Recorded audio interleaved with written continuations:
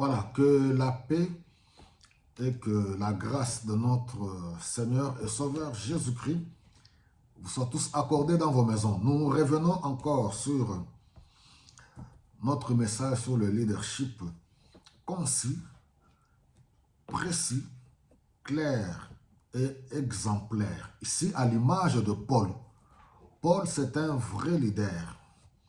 Et nous voulons lire quelques passages, voir quelles sont les instructions qu'il donne à son enfant dans la foi, Timothée. 2 Timothée au chapitre 3. C'est du premier verset jusqu'au 11e.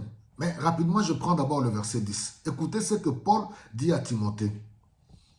Mais toi, tu m'as suivi dans mon enseignement. Vous vous rappelez la fois passée, on a parlé de la doctrine. On peut beau parler de Jésus-Christ, on peut prêcher au nom de Jésus-Christ, mais transmettre de faux enseignements à cause d'une mauvaise doctrine.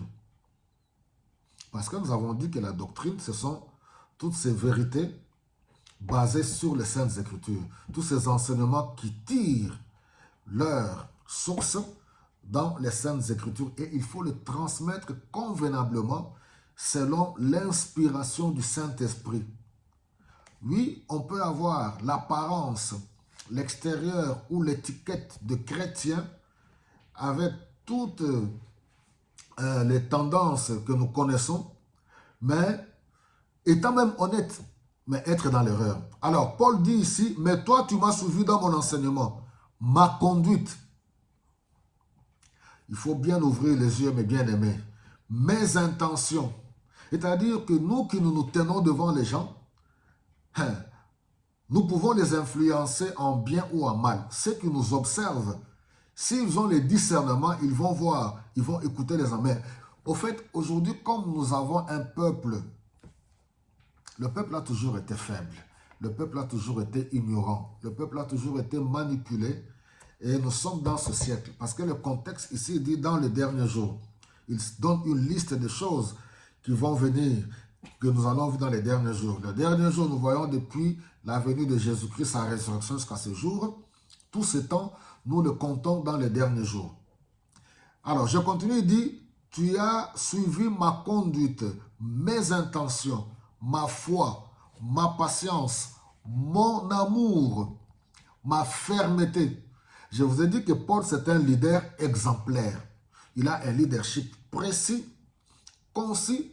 Ce n'est pas un leadership de bricolage, un leadership tohu-bohu, un leadership de fanfaron, un leadership d'un escroc, un leadership de manipulateur. Non, il dit ma fermeté, mes persécutions et mes souffrances. Tu sais tout ce qui m'est arrivé à Antioche, à Iconium, à Lystre, et quelle persécution j'ai subi. Cependant, le Seigneur m'a délivré de toutes. Le malheur atteint souvent les justes, mais le Seigneur l'en délivre toujours. Paul témoigne que, en dépit de toutes les persécutions que j'ai connues, je suis resté ferme dans la foi. Je ne suis pas entré dans la compromission. Je ne suis pas allé manger l'argent de X ou Y.